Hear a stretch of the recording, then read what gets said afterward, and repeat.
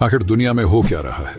सबसे पहला नासा एक रोबोटिक स्नेक बनाने में लगा हुआ है जिसका नाम है एक्सोबायोलॉजी एक्सटेंट लाइफ सर्वेयर। इस रोबोटिक स्नेक को सैटर्न के चांद इंसेलेडस पर भेजा जाएगा। दरअसल नासा वालों का मानना है इंसेलेडस के आइसी सरफेस के नीचे पानी का महासागर मौजूद है जहां एलियन लाइफ भी हो सकते हैं और ये रोबोटिक स्नेक वहां इसी चीज की जांच करेगा। उसके बाद वैज्ञानिकों ने अंतरिक्ष में एक बहुत ही रेयर इवेंट को कैप्चर किया है। दरअसल पृथ्वी से 1300 लाइट ईयर दूर उन्होंने एक ऐसे सितारे को खोज निकाला है जो कि अपने ही प्लैनेट को निगलता जा रहा है। आपको बता दें कि ऐसी घटना हमारी पृथ्वी के साथ भी होने वाली है जब कुछ सालों बाद हमारा सूर्य रेड जाइंट बनना शुरू कर देगा। उसके बाद जेफेल्टो नामक एक कंपनी ने एक ऐसे बैलून को तैयार किया है जिसकी मदद से अब हम अंतरिक्ष में जा सकेंगे, जिसमें सभी पैसेंजर्स को विंडोज सीट मिलेगा, लेकिन इसमें हमारा और आपका घर चला जाएगा। क्या आपने कभी सोचा है कि पुराने सैटेलाइट्स बंद होने के बाद कहां जाते हैं? अगर वो धरती के काफी करीब होते हैं तो उनका आखिरी फ्यूल उन्हें धीमा करने में इस्तेमाल किया जाता है। इससे वो ऑर्बिट से बाहर गिरते हैं और वायुमंडल में जलकर राख हो जाते हैं। और जहां तक बड़े अंतरिक्ष यानों की बात है, जैसे कि स्पेस स्टेशन, तो उन्हें एक विशेष जगह भेजा जाता है जिसे पॉइंट नीमो कहा जाता है। ये प्रशांत महासागर में स्थित है और अभी तक यहाँ लगभग 300 अंतरिक्ष यानों को गिराया गया है। साइंस के ऐसे एक्सपेरिमेंट्स जो किसी जादू टोने से कम नहीं है, और लास्ट वाला तो बहुत खतरनाक है। अगर आप इस नींबू को पानी में डालोगे तो यह डूब जाएगा, परंतु अगर पानी में नमक डाला जाए और फिर उस नींबू को डुबोया जाए तो वह नहीं डूबेगा। अगर आप किसी गुब्बारे को एक कील से चुभाते हो तो वह फूट जाएगा, परंतु अगर आप उसी गुब्बारे को अनेक किलो से एक साथ चुभाते हो तो उसे कुछ फर्क नहीं पड़ेगा।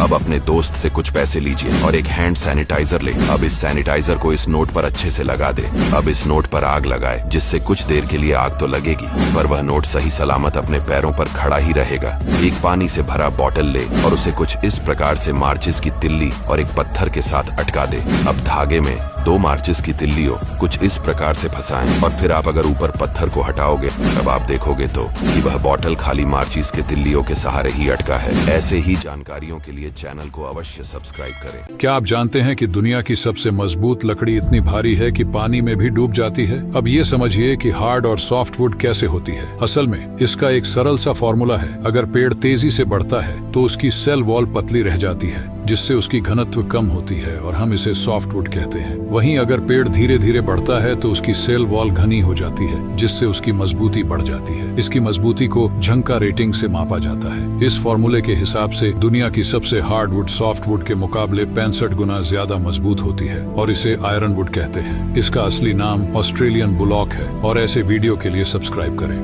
हर साल हजारों लोग लकड़ी काटने वाली मशीन में अपनी उंगलियां फंसवा कर कटवा बैठते हैं। इसीलिए इस छोटे से चैन सॉ स्टॉपर का आविष्कार किया गया। ये कैसे काम करता है, इसके लिए पहले ये वीडियो देखिए। इसमें चैन सॉ स्टॉपर को ऑफ किया गया, इसलिए ये हॉट डॉग कट गया। लेकिन जब इसे ऑन किया गया तो टच होते ही ब्लेड तुरंत रुक गई। अब आप सोचोगे इतनी फास्ट घूमने वाली ब्लेड इतनी जल्दी रुकी कैसे, और इस मशीन को कैसे मालूम होता है ये उंगली है या लकड़ी? दरअसल इसके लिए ब्लेड में हल्का 3 वोल्ट का करंट फ्लो किया जाता है। फिर जैसे ही कोई कंडक्टिव चीज जैसे इंसान का हाथ ब्लेड को टच करता है तो करंट हमारे हाथ में चला जाता है। फिर ये मशीन इसे डिटेक्ट करके तुरंत एल्यूमिनियम ब्रेक को एक्टिवेट कर देती है, जो 100 ब्लेड से टकराकर उसे 4000 आरपीएम से तुरंत 0 आरपीएम पे पहुंचा देती है। और ये हाथ को डिटेक्ट करने से स्टॉपर को रिलीज करने में मात्र 5 मिलीसेकंड का ही समय लेता है। कंपैरिजन के लिए ये एयरबैग खुलने से भी 10 गुना ज्यादा फास्ट है।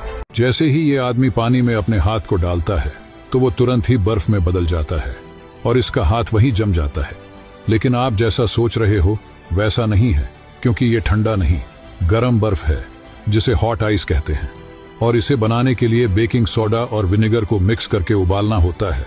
फिर इसके ठंडा होने के बाद आप इसमें कुछ भी डालोगे तो उस पर तुरंत बर्फ जम जाएगी, और अगर आप इसे किसी जगह पर गिराते हो तो इस तरह से बर्फ का पहाड़ भी बन जाएगा।